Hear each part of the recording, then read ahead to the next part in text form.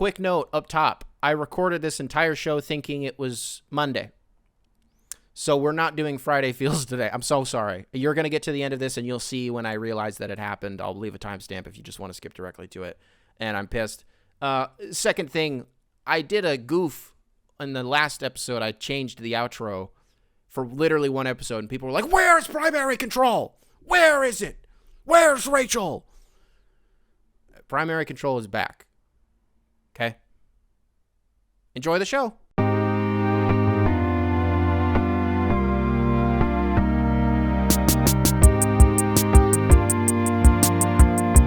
Good morning, good afternoon, whatever time of day it is that you are listening, folks. Thank you very, very much for listening. Date today is the 16th of February, year of our Lord 2024. Welcome to yet another edition of The Coping Hour, hosted by Nicholas Hinkle, a.k.a. Motown Noah. Got a big show for you guys today. What else do you want me to say? Of course, it's a big show today, including a rousing edition of things I saw this week. You seen this? You hear about this? But before we get to any of that, I got to do some quick housekeeping. Monday's episode went out extraordinarily late.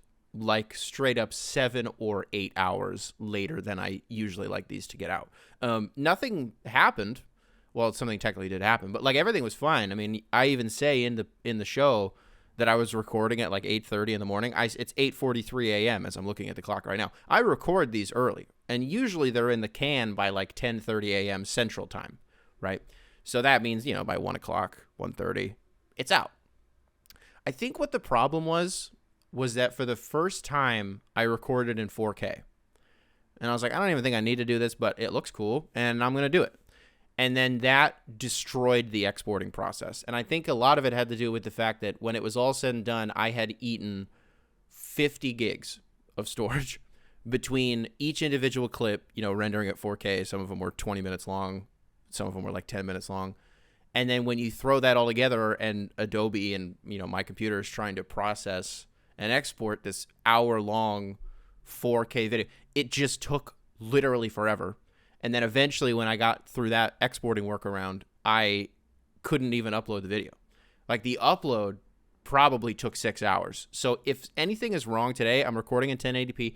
If the show goes out late ever again, check to see if it's in 4K. Because eventually I am going to try that again just to see if that's what is the issue, but I didn't want to do it 2 episodes in a row and then both episodes go out late, so I just reverted back to 1080p. If this still goes out late, I don't know what to tell you. I don't know what's going on. All right, let's jump into today's show with, I promised that we would do things I saw this week, so let's do things I saw this week. You seen this? You hear about this? I want to do one thing on the Super Bowl that I did not cover, and that, by the way, nobody's covering. Like, literally nobody's talking about this, and I realized it last night. I can't even imagine how much money is pumped into the marketing for the Gronk Kick of Destiny 2.0. And it says a lot that I couldn't even tell you who the sponsoring like partner is. They're blue, so it's either like Progressive, Allstate, or FanDuel. FanDuel would make sense. It might be FanDuel. I think it's FanDuel. For them, like, it's months and months and months and months of pumping us with this fucking commercial. And with this, like, hey, Gronk is going to kick another field goal. Oh, okay. Nobody gave a shit when he did it last time. Okay, let's do it again, though, I guess. That's cool. He wants to make it this time. Gronk likes doing TV. All right, cool. Like, more Gronk isn't an inherently bad thing. Although I would say he tries, like, too hard on TV. He tries to be like a TV guy.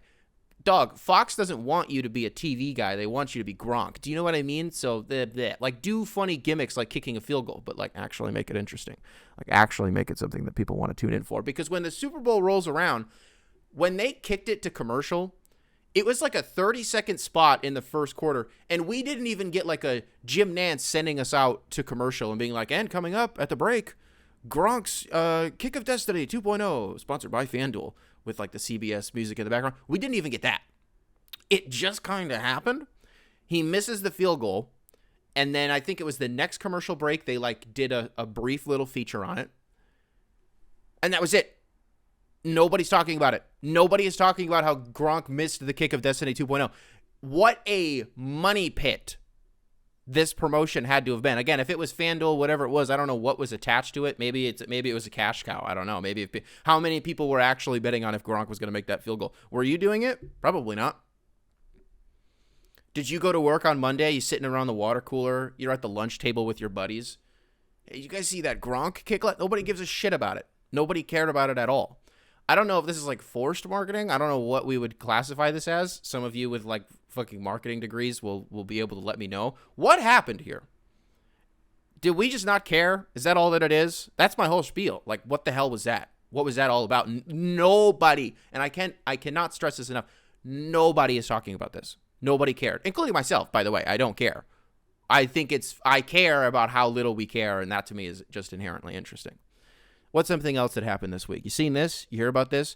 Drew Eubanks got punched in his stupid fucking face by Isaiah Stewart. Now, which side am I going to take here? Because I got to take side. I'm taking Isaiah Stewart's side, first of all, because I don't want him to punch me in my fucking face. But it does kind of open the floodgates on like, okay, all right, dude. What are we doing here? Because I sit up here all the time. I sit in front of this microphone and I talk about how Troy Weaver, if nothing else, is really good, if not at drafting players, which he is good at doing, but also drafting the person. The characters that the Pistons have are truly some of the best in the league. Like, really solid guys, even if it doesn't always translate on the court. Like, at the end of the day, they're fucking awesome dudes. And it's not a great look when one of those dudes, who you just extended, by the way, like, can't keep his fucking anger in check. He can't keep his temper under control. And Pistons fans will tell you, like, oh, it's not his fault that he's fucking about that life. Like, he's with the shits. Dog, it's the NBA. At the end of the day. Whatever it is that you got, like, it's the NBA. It's a fucking game. You just can't do it. Like, you just can't fucking fight people. Can I say one thing? Well, let me read this first. Let's read the actual sort of account according to Shams Charania. Isaiah Stewart and Drew Eubanks were in the back hallways pregame, exchanged some words, and it really stemmed from their last game against each other, Charania said. They were chest to chest. Isaiah Stewart dropped his bags and punched Drew Eubanks in the face amid their exchange of words. I'm told Drew Eubanks was punched in the mouth, and from what I'm told, he barely flinched. Bullshit. I'm calling bullshit on this, because two things can be true. I don't really like Drew Eubanks that much. Unrelated to this incident, by the way. Unrelated. And I love Isaiah Stewart. Related to this incident. But all of the people who would have been around probably would have been Suns personnel. So, like, I don't know. They're not going to be like, yo, Drew got his shit rocked, son. Like, Isaiah Stewart glassed Drew Eubanks. They're not going to say that. They're not. But this story comes out and you're like, Isaiah Stewart gets arrested. You're like, what? You're like, huh? So to have some bullshit like this happen again, and it sucks because I talk about, and I kind of buried the lead earlier. I'm talking about, the Pistons draft really good players and really good character guys, and then you end up with Isaiah Stewart. Isaiah Stewart is a fucking awesome guy. He is a good guy. Believe it or not, he is. James and I interviewed him on the Bunny Cardigan Show a year and a half ago. An interview, by the way, that is still available. If you want to go back, it's on Spotify, it's on Apple Podcast, anywhere that you listen to podcasts. If you look up Bunny Cardigan Show, Isaiah Stewart, right? I think it was from like August, a year and a half ago. Whatever, I digress. Awesome guy. Like, genuinely a good dude. It's just, he gets mad. Like, straight up, like, Hulk smash type of rage, you know? So what do the Pistons do moving forward? Well, the trade deadline passed. So Isaiah's got you there. And I'd have to look it up. I don't remember if the contract extension kicked in this year or if it kicks in next year. I feel like it would have been this year, but for all, you have that on the horizon. He's probably not going anywhere. And if he is going anywhere, you're just going to do something with him this summer if you like really think that this is a problem that you can't get under control. I don't know. Cuz here's my thing. I thought this is what we wanted as Pistons fans. I thought we wanted the dudes who were super physical and like didn't give a fuck about anything. And like we romanticized the bad boys and we romanticized like Ben Wallace and the going to work teams. Okay. It's because they were like really physical. They played the game in a really violent way. I don't want anybody to get hurt. And the truth is, if Isaiah Stewart was doing this on somebody else's team, I'd be like, this guy's fucking annoying. Honestly. But because he's on my team and I like him a lot, and I think that he's kind of been ostracized by the fan base in some sort of way. And I don't know if this helps. So I just think it's funny the way that we'll do this sort of extra medium zag as soon as we're like, it's annoying. And just because the team is losing games, all of a sudden it's not endearing to us. It's like what's been endearing to us in the past, even when we were losing games. People loved watching Bill Laimbeer and Rick Mahorn like literally clothesline and fucking kill people on the court, even when we were losing games. I just don't get why it's different. Maybe because it didn't happen on the court. Maybe because Isaiah Stewart like very literally wasn't even playing in the fucking game. Shout out to Fontecchio, though, by the way. Hooper. I like him a lot. So I don't know what the Pistons are going to do. I have no idea if there's like any sort of, I haven't seen anything as of this recording. There's really been nothing to suggest that the Pistons are like ready to move on from this relationship, despite the trade rumors that have kind of been floating around this year. Whatever. What else do I got? You seen this? You heard about this? LeBron almost got traded to the Golden State Warriors. That was a real thing that the Warriors got a little proverbial temperature, not proverbial, it was very literal temperature check on. Calling Genie, calling Rob Pelinka, being like, what's going on over there? Like, can he be had? And then I guess Daryl Morey catches wind of this, and he calls Rob Pelinka. He goes, is LeBron available? Rob Pelinka goes, is fucking Joel Embiid available, you piece of shit? And they kind of just hung up the phone after that. They're like, yeah, all right. I just had to do my due diligence. You can't fault the man for trying, right? I got a take for you guys. You want something to warm you up on this frigid February Friday? I want this to happen. I don't know if it's LeBron opting out, going to Golden State. I don't know if it's they facilitate some sort of a sign and trade where Clay goes to the Lakers and whatever else needs to be involved, and LeBron goes to Golden State. Stay with me for a second, because here's why I want it to happen. I don't know if there's a better way to put a bow on the super team era than having going into next season, a 36-year-old Steph Curry and an almost 40-year-old LeBron James on the same team. Where it's still a little bit like, what the fuck is this? But it's not as it would have been 5 years ago, even 10 years ago. It's different. And I think as these two dudes are on their way out of the league, they each got I think LeBron has 3 years left after this year. I think we get 3 years out of him. Steph could be 3 to 5. I don't believe he's going to play to 40 though. I really don't. So I think honestly they might go out at the same time.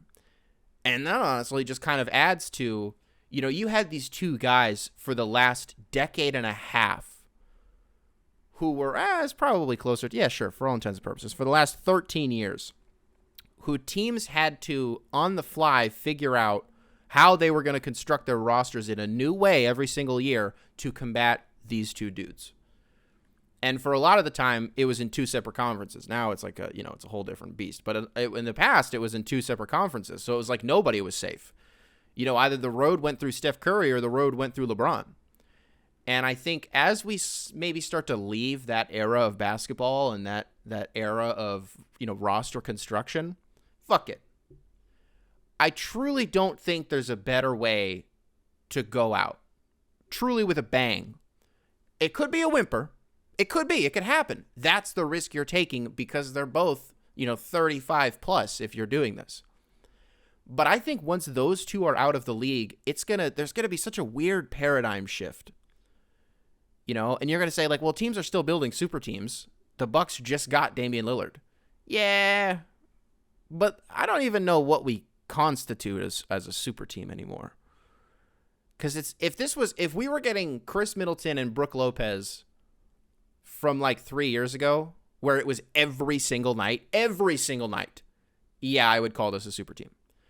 But as Brook gets up there and as Chris's career kind of goes along and, whatever it is that he's got going on at any given moment, his fucking knees, his shoulders, his elbows, his wrists, always something with Chris Middleton. And I say that as somebody who would fall on a grenade for him, but it's always something. We can be honest about it.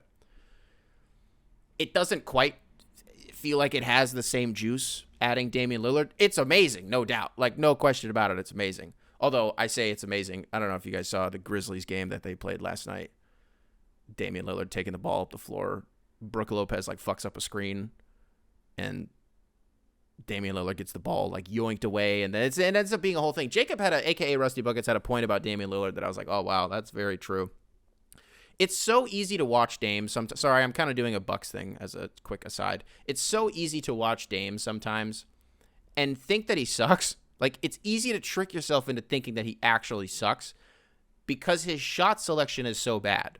But it's not that his shot selection is, like, inherently bad. It's he can make those shots. It's just when they miss, you really notice, like, where he was on the floor. You really notice, like, wow, he really took that 27 feet away from the basket. But if he makes it, what's the highlight? Damian Lillard from the logo! You know what I mean? Sort of a double. That's a weird guy to watch. LeBron James and Steph Curry teaming up. I'm all for it. This shouldn't come as a surprise as the guy who's historically just like, I want dynasties. I want teams to win as many championships consecutively as they can. I want a team winning 3 in 5 years. I love it. I love all of it. They wouldn't do that. I think we'd be lucky to get one out of them. But to go back to what I said at the very beginning, I think it would be the perfect bow on the super team era, and then people can just go back to, with this new CBA, who knows what the unintended consequences of it are going to be in a few years, and how people are going to have to sort of use these restrictions to shape their rosters in a different way. It'll be really interesting to see. And I think that's everything that I saw this week. Let's move on. copinghoursubs@gmail.com, spelled phonetically, is the email to the show. It will be available in the link or in the description of wherever it is that you listen to this podcast. Get a lot of Detroit Tigers emails. I figure it's probably time to kind of dive into one of them, right? This is from Phil. Phil, welcome to the show. Hello, Nick, longtime listener, first-time writer.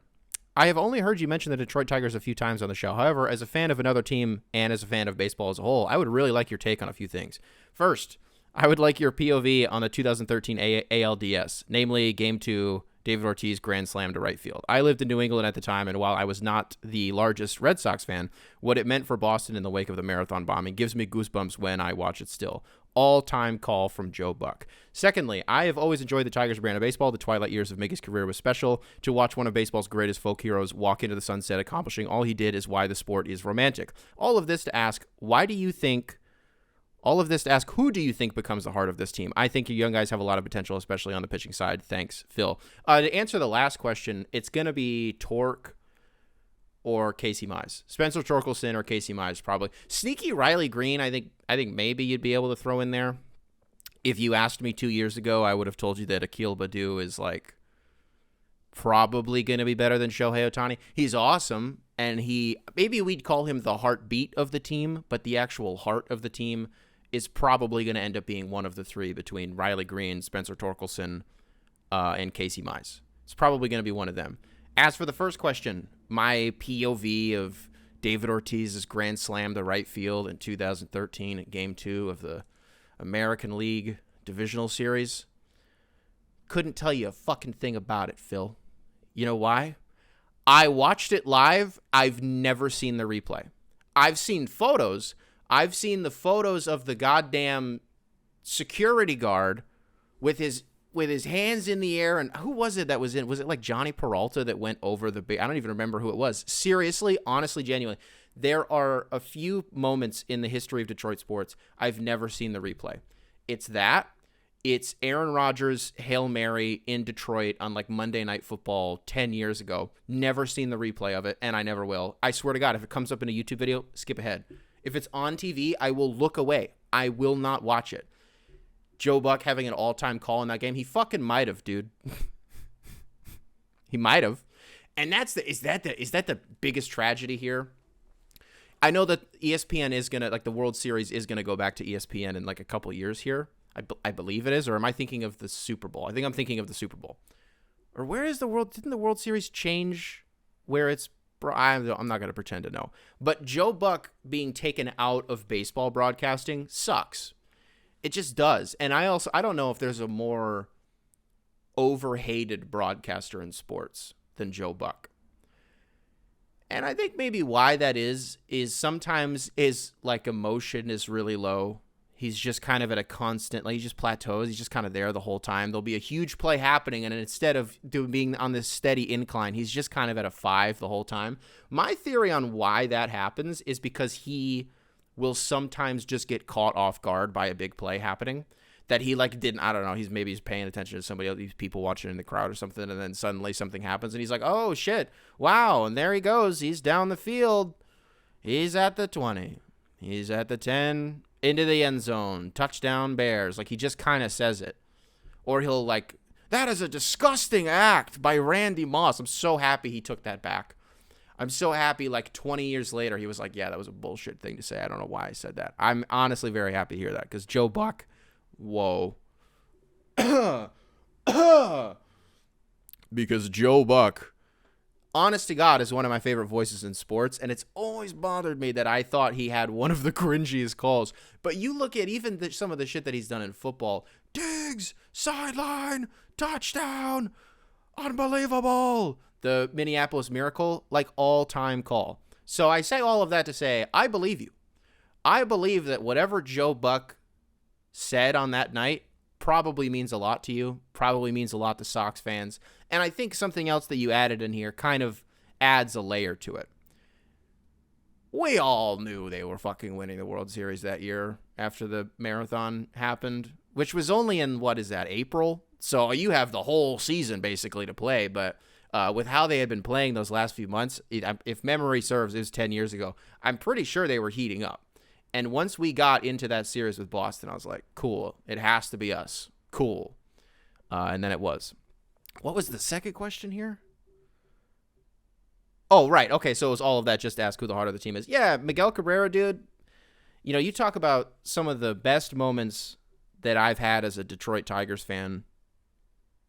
Miggy getting 500 home runs, Miggy getting 3,000 hits, Miggy being the first winner of the Triple Crown since Carl Yastrzemski did it in 1967. There's just not going to be a Tiger that holds the real estate in our hearts the way that he has, and the way that he always will, right? Other moments, trading for, how did we get Prince Fielder? Another move that was fucking 10 years ago. It was a free agency or it was a trade. However, we ended up with Prince Fielder. I was in like middle school when it happened, so I didn't really understand how we pulled it off. I just remember I was sitting there. My brother like shouts, and I was like, what? He was like, we just got fucking Prince Fielder. What? That was like, wait, that 1-2 punch. And then how did that end? Somebody's wife got cheated on or something, and that was Prince, right? That's what happened there. Traded him for fucking Ian Kinsler, and I liked Ian Kinsler, but I didn't like it for Prince, and then Prince, but also it just didn't even make sense to have him anymore. I talk about Armando Galarraga's, perfect game on this show all the time. I'll never forget that moment. I'll never forget Justin Verlander's first no-hitter in 2007 against Milwaukee. We were actually outside just playing backyard baseball with our friends. And my dad comes outside and he's like, you guys might want to come in. And we were like, why? And he was like, it's the fifth inning. It was like only the fifth inning. It was still early, but we just hadn't seen it. And he wanted us to experience it. He himself hadn't seen a Tigers pitcher throw a no-hitter since Jack Morris did it in the 80s. I think it was the year that we won the World Series, so it would have been 1984. We hadn't seen it Verlander's no-hitter was in like 2006, 2007. It'd been 20 years, right? So we go inside and we watched every single out. Justin Verlander throws a no-hitter. I remember for his second no-hitter, I was actually at an AAU tournament for my brother because he played AAU. And we just had to listen to it. It was Dan Dickerson. We had to listen to the radio broadcast. Probably not a better broadcast that I would rather listen to than fucking Dan Dickerson talk about him and like Dan Miller for the Lions. We got amazing broadcast booths for radio in Detroit. I'm trying to think, there's going to be another one. I remember Brandon Inge striking out in the World Series, Game 4 of the World Series, bottom of the ninth or top of the ninth against St. Louis to lose the World Series. More importantly, Maglio Ordonez, the series before against the Oakland A's, sending us to the World Series on a walk-off home run. My parents were out. I don't know. My parents were out that night. And my brother and I are just sitting at home watching this game. And it was probably one of the first times that my brother and I ever, hugged, honestly. And he, Polanco gets on base. Craig Monroe gets on base. I think we were up 3-0 in the series anyways. It wasn't that fucking consequential. Moneyball ass Oakland A's. Maglio goes yard into left field. Ball game. Going to the World Series. We're screaming. We're crying. We're hugging. We're jumping up and down. I'm 8 years old. This was 2006. I was 8 years old. I had never experienced something like this before. I talk all the time. I was alive for the Pistons championship in 2004. I don't fucking remember that. I remember losing to the Spurs in 2005 more than I remember beating the Lakers. Yeah, I was alive for a couple Red Wings championships in the early 2000s. I was born on the night that they won in 1998. I don't remember that shit, though, right? So the Tigers going to the World Series in 2006 was truly like this penultimate moment of, oh my God, this is what it's supposed to feel like. We were so excited, and we assumed that our parents had no idea what happened. I don't know why we assumed that. So what we did was we wrote a note and taped it to the door, to the front of the house, so that when they came inside, they would see we wrote like Polanco was on first and like Craig Monroe was on second, whatever it was. And then we just explained the game. We gave them a play-by-play of like the last 3 pitches of the game. I don't even know if they ended up seeing it. What else was there? I mean, losing to the Giants. Here's why that one still to this day doesn't bother me. It was a dynasty. That's okay. I'm all right with losing to those Giants. It's weird. It's weird to look back in retrospect and to be like the early 2010s. I think what it was if it was a number that ended in an odd, if it was a year that ended in an odd number, the Giants were probably going to win the World Series. And I think for like 3 consecutive odd number years, I believe that was the case. Baseball heads out there will remind me of what that whole theory was. But yeah, you just fell victim to a dynasty. It happens. Happens. Whatever. Wish it didn't have to be us. Wish we could enjoy a World Series. And then it was basically after that Detroit sports just gone for about a decade. Like, we're just now getting out of it. I don't know if you guys can tell. Detroit sports kind of up right now. Like, sans the Pistons, the Tigers, we got shit to root for this year. I don't know how good they're going to be, but this is going to be the best that they've been in probably like 10 years, honestly. The Red Wings, well, right now they're in a wild card spot. I think they'd be playing Boston. Don't love it, but still in the playoffs. First time, it would be the first time under Stevie's watch. Love it. The Lions just won 2 playoff games. They should have been in the Super Bowl if they didn't suck. Like, if we're being honest, if they weren't stupid, we would have been in the Super Bowl. And I don't know if you guys think the same thing. We probably would have won that game against the Chiefs. Probably would have won that game. It is the coping hour, so I'm allowed to fire that takeoff at the end of this. Alrighty. Good email, Phil. That generated a lot more out of me than I thought it was going to. Good email, dude. Thanks for that. Let's move on. Subject line, more taunting, please. From Dylan. Dylan, welcome to the show. Hi, Nick. I've had this take in my pocket for some time. And while it isn't super controversial, I think it needs to be said. I'm extremely pro-taunting in sports. I think penalties like unsportsmanlike conduct or technical fouls should be limited to like actual acts of violence, not someone puffing their chest. I think it's the most loser thing in the world when some fucking referee looks at a player who has dedicated their entire life to being a top 0.1% athlete on the planet do something incredible on the field or the court just to go, that wasn't very classy. Like, shut the hell up. At the high school level, sure, don't be an ass. But if you're a professional athlete, I want to see you talk your shit. Maybe the other team should have played better. It excited me as a fan when a player on my team gets excited about their own or another teammate's achievement in a game. And it's a momentum builder. I just don't like the idea of old-ass grumpy dudes getting mad at a player for flexing on somebody else or having too wild of a touchdown celebration. This is part of a much larger discussion on professionalism, and I have my gripes with that whole concept as well. But in the sports world, this really grinds my gear. Thank you, Dylan, for the email, because I 100% agree with you.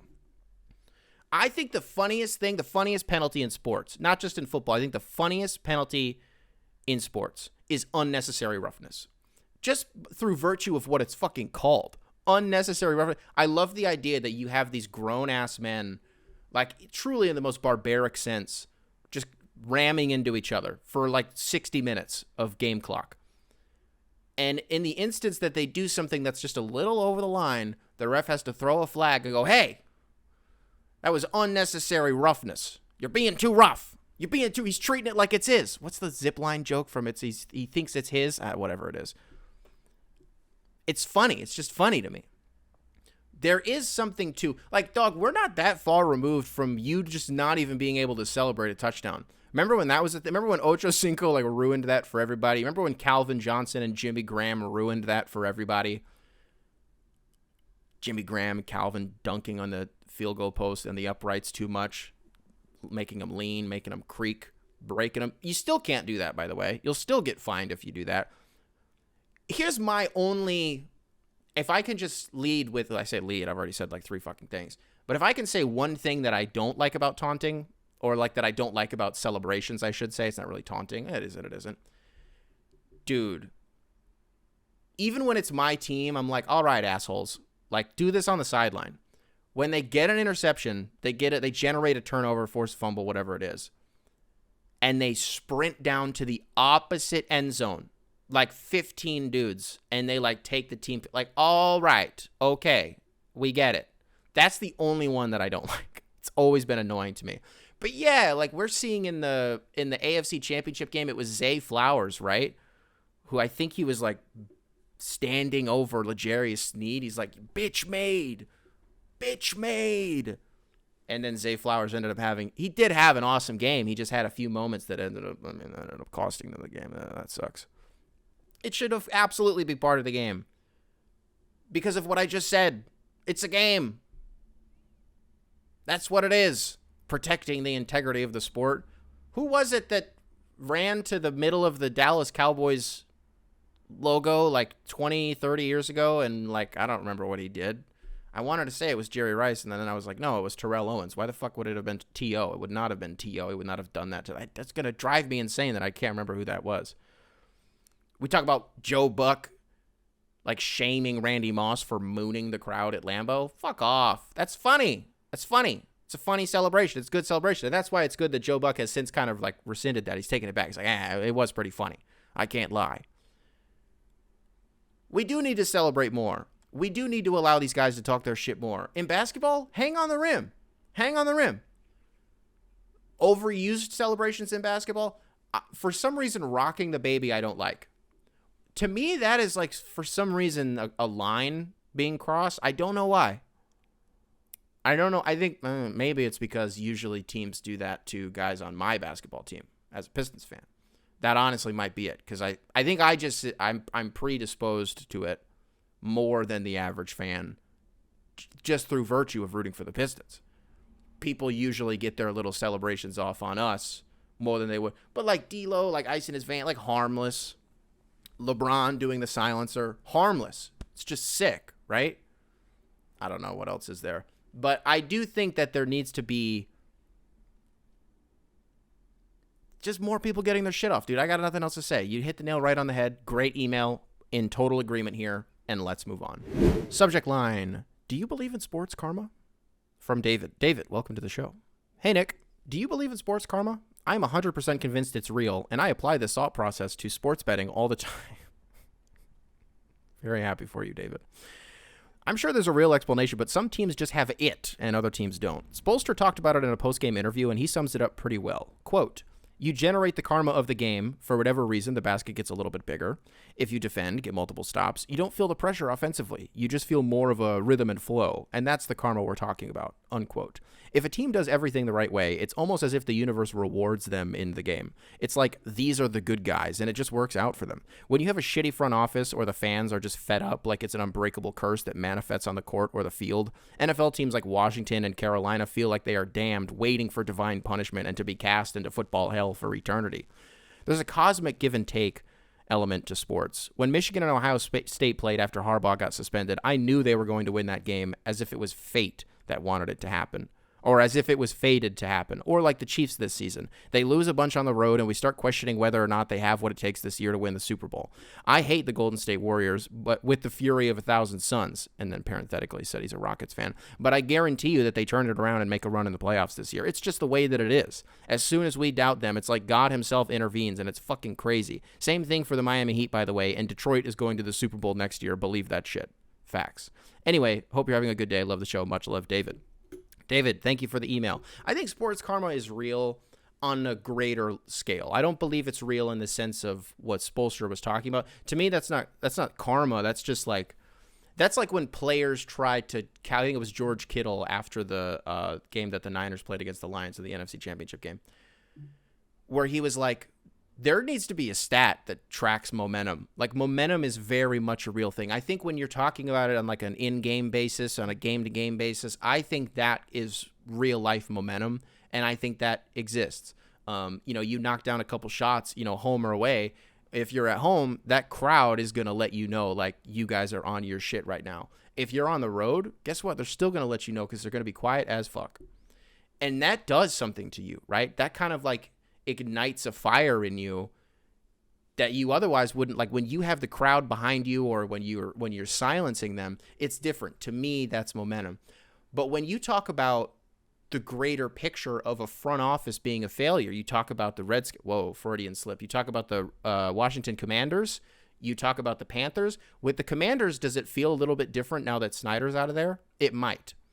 I don't think we can say anything about that yet, because even if none of us really like the Dan Quinn hire that much, the shit that he's done on the margins and within his own coaching staff has actually been kind of interesting.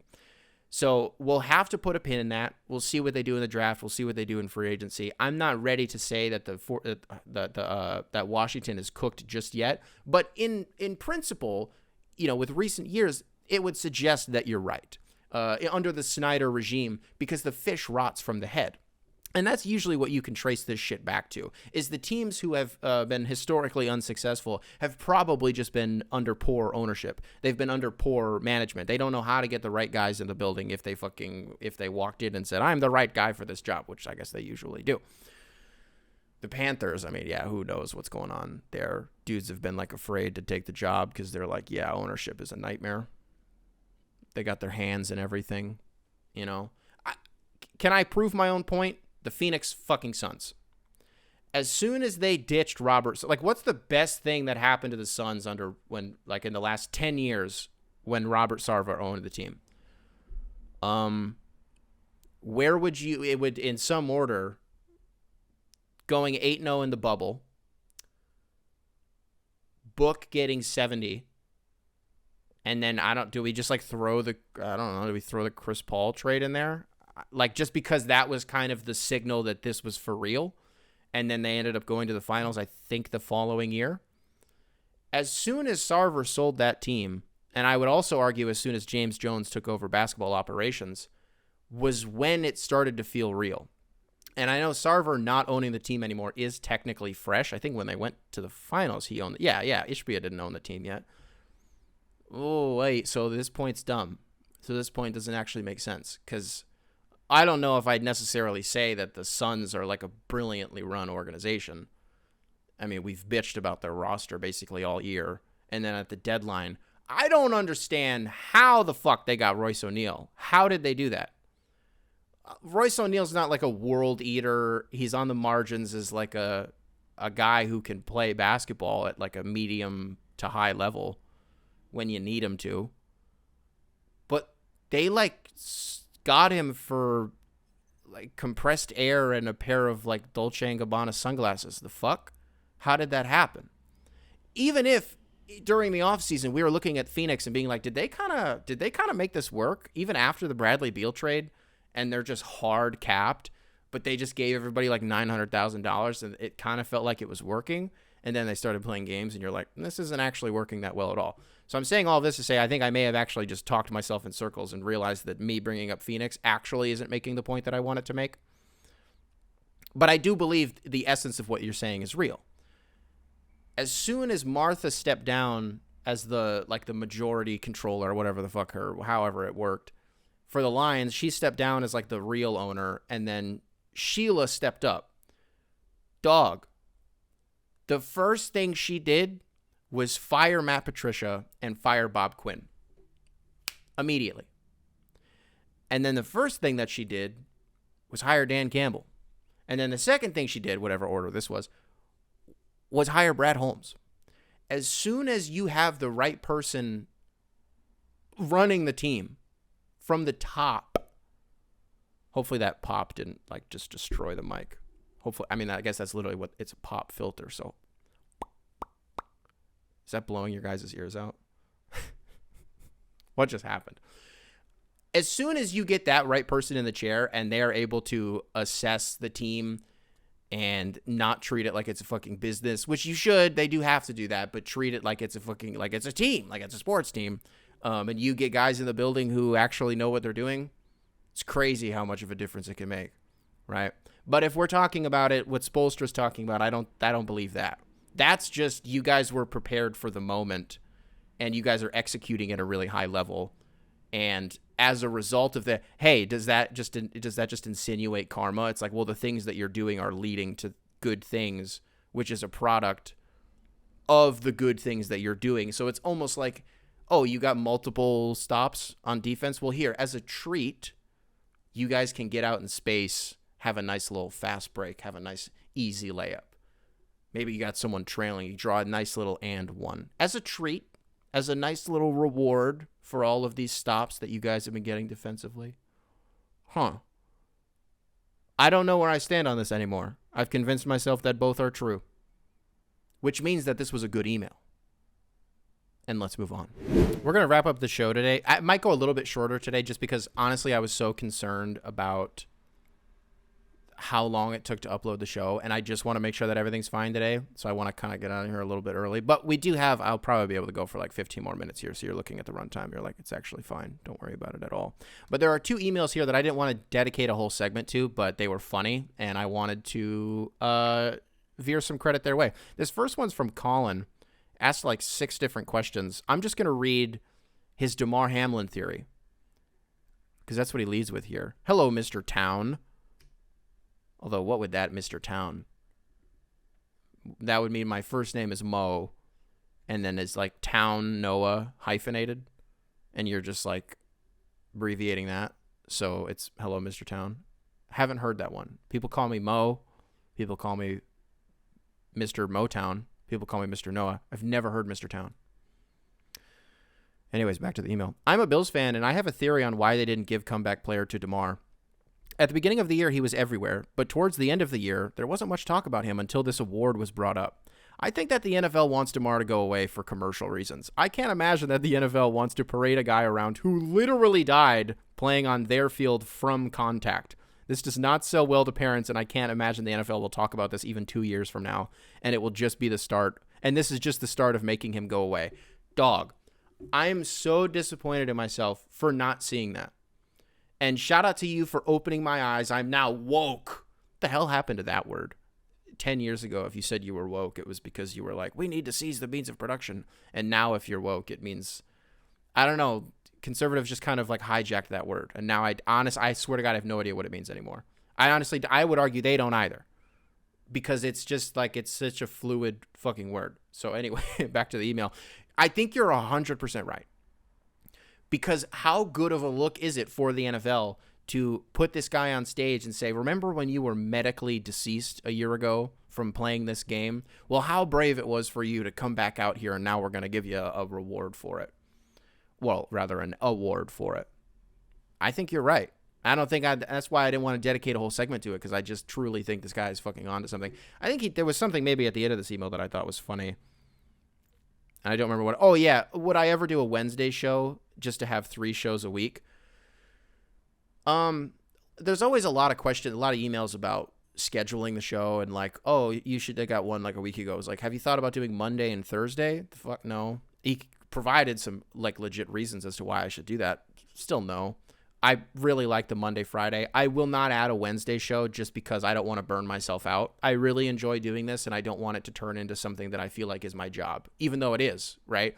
It is something that I can control. I do have the luxury of saying how many episodes I want to do a week. I should tell you guys this. 2 months from now, and I will be bringing this up once we get closer to it, somewhere between the middle of April and the middle of May, I will have to take some sort of a sabbatical.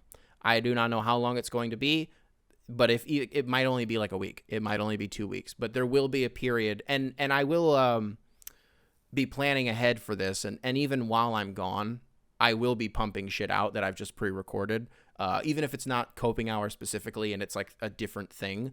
I will be able to communicate that once we get a little bit closer to it. But also because I know I'm going to have to do that, I don't really want to just start pumping out a bunch of episodes and getting you guys used to like Monday, Wednesday, Friday. Just for me to kind of pull the rug out and be like, now you're getting no episodes a week.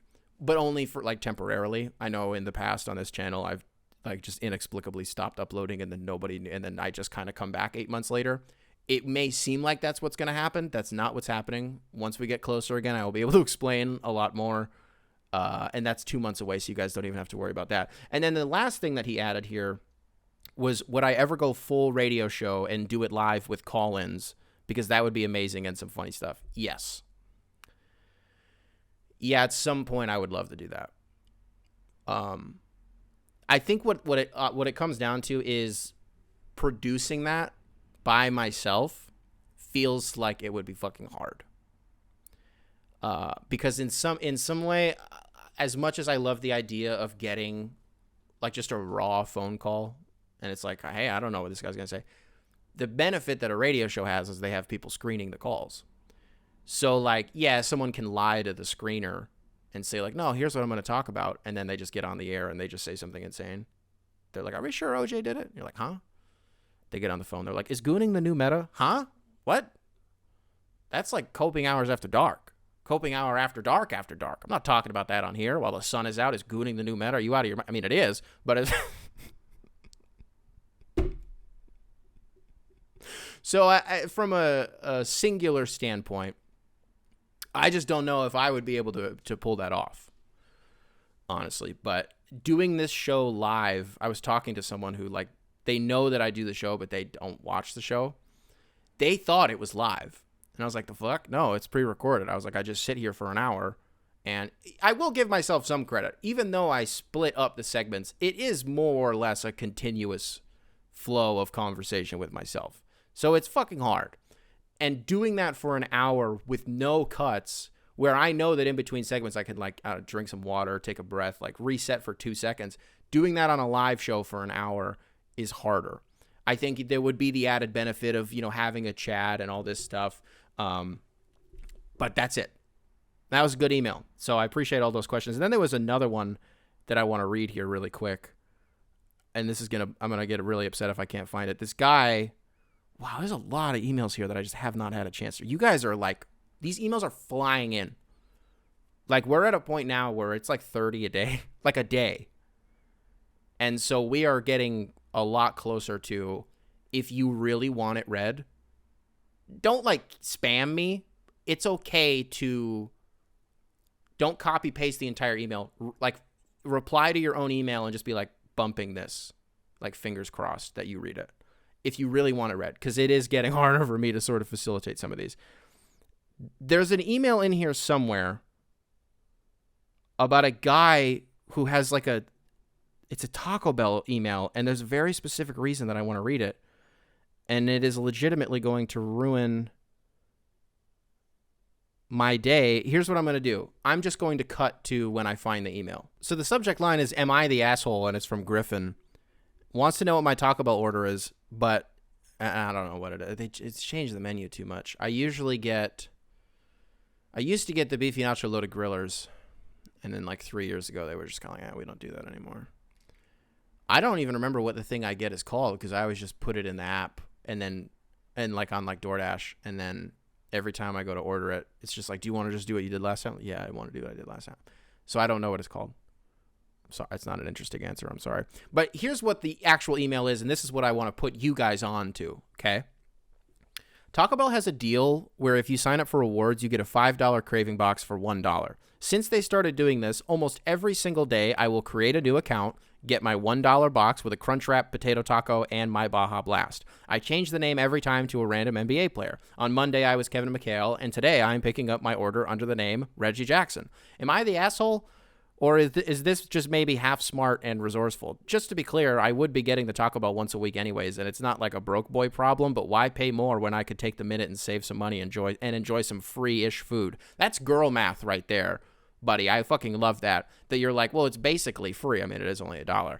But it's like, even though I'm spending money, it's basically free food. I love it because I 100% understand what you mean.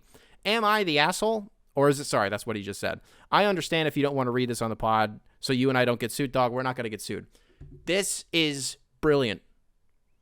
And I know that there are going to be people out there who are going to capitalize on this. They're looking to score.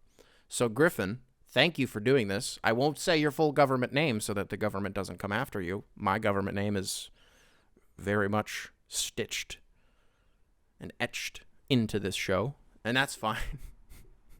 I'll take the heat. But everybody, go out, get your Taco Bell. That's all I wanted to read. Something else I wanted to say before we get out of here. Griffin, I didn't say welcome to the show. Welcome to the show, Griffin. Thank you for the email. I don't think I said it to Colin either. Colin, welcome to the show. Thank you for the email. Started watching Love is Blind the other night. It was literally last night, the new season of it. I had never seen it before, but as somebody, I just love reality TV. And my girlfriend was like, I think you're actually going to like it, because she's seen all of the seasons. And she's like, I think you're actually going to like it. I was like, all right, cool. Like, I love Hell's Kitchen. Anything that's like, but here's my problem with Love is Blind. And even if you haven't seen the show, it's fine. Don't worry. My problem is you get like 20 people who like know their worth and are like, I'm not settling for anybody. Like, there's just such a, and I'm projecting here, full disclaimer, but there's a type of person that I don't get at all, who is like, I'm beautiful and like I'm confident and I'm secure and I know like how much of a fucking catch I am. I'm so happy for those people that they like believe that. Truly, I fucking wish in my dreams I could believe that. And mom and grandma, I get it. You love your son. You love your grandson. You're so handsome. Oh, we love you. And I get it. I love you guys too. But I'm talking to people on the internet for a minute, okay? I'm just talking to the fellas. I'm looking at all these people with like their perfect hair and their perfect teeth. And I'm like, you fucking guys are like, it bothers me when you get such conventionally beautiful people on TV and are just like, listen to how perfect they are. Even if I'm like very entertained by the show, but it's also crazy because you just watch how these women will fall for the most bullshit tactics from some of these men. Like, oh my God, it's insane that like these guys will say something to a woman and you could just tell, dog, you've said this to every woman you've ever met in your life. And it's always like coded in such a perfect way. Like you're watching and some of the women are really good at manipulating the men too. I'll give them credit. Like there have been some women that are just putting on an absolute fucking show, but it's the men specifically that like the way that they're able to hone their craft of manipulation.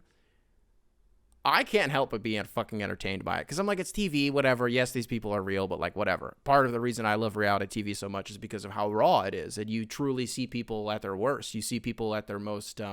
It's almost a simulation of the human condition. And I think one of the reasons why I don't love Love is Blind a ton, I do like it. We will be finishing the season, but I think one of the reasons why it doesn't resonate with me a ton is because as far as like being creatively driven goes, I'm not really motivated by love. I'm motivated by like fear and discomfort, the unknown. I don't want to say violence because that'll make it sound like I'm saying something that I'm not saying, but in some way like implied violence. I don't know how to say what I want to say there. But fear and discomfort definitely is more my avenue. And everything that I'm saying right now about this show, you ever just catch yourself going down like a mental rabbit hole? Or maybe you're like me and you just talk to yourself. Even if there's not a microphone, I'll just talk to myself. I like hearing myself talk. I don't know if you guys... It's hard to do an hour of a show and be like, I fucking hate listening to myself. It's horse shit. No, you don't. No, you don't. Why are you doing this then? So a little bit of narcissism in every person who's behind a camera or in front of a camera behind a microphone. There's a splash of narcissism. You can't do this unless you love yourself a little bit. Right. So I can sit up here and I can talk about, I fucking hate myself. How do these people love that? I don't hate myself, Grandma, but how do you love yourself like this?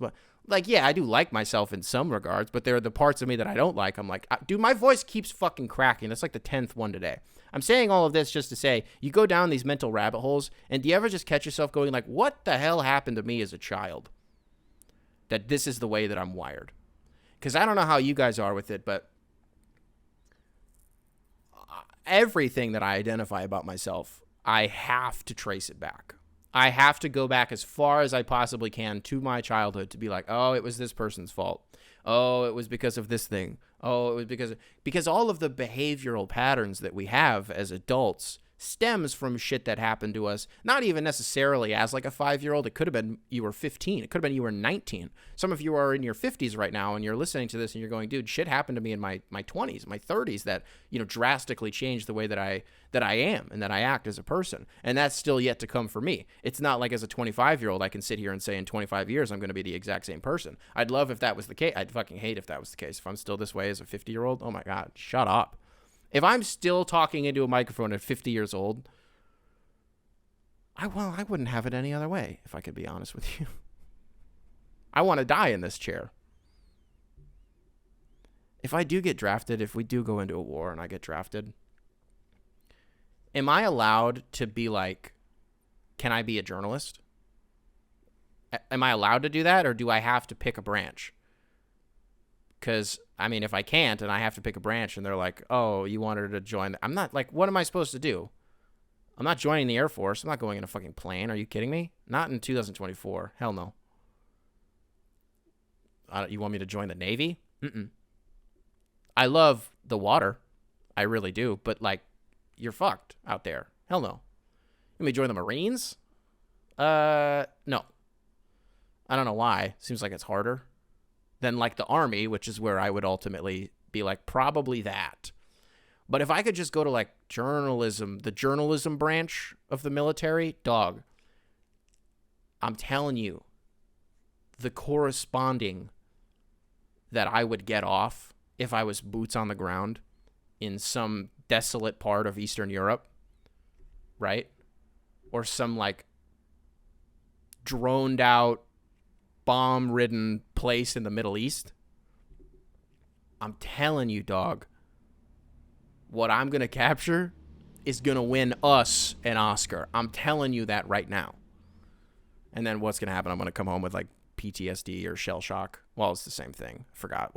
Isn't there a George Carlin joke about that where he's like, the way that we change our language is, oh my God, that's another thing about Love is Blind that is just the worst, is it makes you realize how far we have devolved in terms of the way that we speak in some instances. Like, I didn't realize that some of these fuckers say shit in real life that I thought we just said online. Like, watching people be like, oh my God, I'm screaming, no way. But they'll say it like super deadpan just like that. And like somebody did say Riz. And I was like, the fuck? You're 34, dude. No. Hell no. You guys are saying this in real life? No. Gross. That's nuts. I think that's everything I saw this week. It's a good week. It's got to be something else. Oh, on Valentine's Day. Happy late Valentine's Day to everybody out there. I didn't do any emotional emails today. I thought I'd give you guys a break. I thought we would just kind of go full sports today. Don't worry, we'll be back. Oh, fuck. Today's Friday. Dog. I feel... Dude, I'm so serious.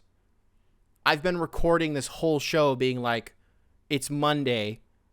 There's a lot of emotional emails in here. We just had a long weekend. Because I haven't recorded since Monday. For some reason, I thought it was the fucking weekend. I'm sorry. Genuinely, from the bottom of my heart. Between uploading late on... Oh, this is really bothering me. Between uploading late on Monday and then just punting on Friday feels, because I fucking thought it was Monday today. Being like, well, why don't I just give them a full sports show for the people who don't care about the emotional shit? Fuck. Does that mean Monday I just have to dedicate? I'm going to do it however the fuck I want to do it. Is how I'm going to do it. But I will make this up to you guys. I promise. I will. I don't know how, but I'll make it up to you. I was going to go into a whole thing about on Valentine's Day. I think I just decided I don't like vodka anymore. I don't like how it makes me feel. I'm getting so good at, like, I'll have 3 beers and then I'm done. And then I'm still trying to figure out how to moderate actual liquor, but I think I'm figuring it out just because I just don't like how it makes me feel. Like, physically. I don't care about the drunk part. Like, yeah, that's cool. But, like, physically, I just don't like how it makes me feel. If I'm drinking a bunch of vodka, wouldn't that technically be... How much would you have to drink to reach, like, your daily starch intake? Surely there's starch in vodka, right? It's a derivative of potatoes, I would imagine there is, unless it all just gets, like, filtered out. But surely there's a little bit in there. Would I have to drink, like, a full fifth? Because I don't want to do that. But I did, for the first time, instead of getting, like, Tito's or, like, whatever, I did get Effin', the 50-cent vodka that he sold his steak for $60 million. Damn. It has to be the ultimate celebrity grift of the 21st century, is attaching your name to a liquor. It's only gotten worse in the last, like, 5 years, I'd say. Who's the most successful to do it? Who made Ciroc? That guy, probably. Who made Casamigos? Isn't that somebody important? Which one is George Clooney? I can't even drink tequila anymore, dude. Like, California ruined tequila for me. Because everybody fucking drinks tequila sodas. So anywhere that you go, I was too scared to order a Dirty Shirley, which, by the way, is my drink. I was always too scared to do that. Now I don't give a fuck. Who cares? I don't care who I'm with. I'm ordering a Dirty Shirley. If we're drinking, I want to enjoy some. Honestly, I'm so mad at myself for forgetting Friday Feels. I don't even feel comfortable talking to you guys about anything else. I'm serious. I'm like crawling into my own. I'm devastated about this. So if you're listening to this on Spotify, leave 5 stars. If you are watching this on YouTube, leave a nice little like, subscribe, nice little comment for the algorithm. Oh, Nick, you fucker. I was trying to get my Friday Feels off today. And now I got to go watch this Tucker Carlson Vladimir Putin interview. He kind of got, I could do, quick little take on that. I was watching it being like, what trap am I falling for right now? Whatever they're trying to do to me, it's working. Because for a while, I was watching it like, is Tucker kind of like actually getting in his ass a little bit? Like, Tucker, at certain points in that 2-hour interview, got in Putin's jersey. And there was a few questions where it felt like he was about to launch a full court press. I was genuinely impressed that he wasn't just like, so why is America bad? What is going on? I don't know. He was actually asking him real shit. But then Putin would always counter with like, what is this, a fucking comedy show? Or are we doing an interview here? Or he would call Tucker annoying. Or he would call him out for failing to get into the CIA. Like, it was a sass fest. Okay? These were two men who were crossing their legs, who were just like, oh, well, you're fucking, look at you, Miss Girl, fucking leaving all those crumbs on your plate. Like, wow, that's really interesting. How do you fit into a size 3? Like, the fuck? That's basically what it was for 2 hours. It wasn't even a dick measuring contest. Like, seriously, it wasn't. They were just, like, being little fucking divas the whole time. And it was amazing. And the best part, I didn't leave it, like, I feel like the unintended consequence of that interview is people will leave it, like, picking a side.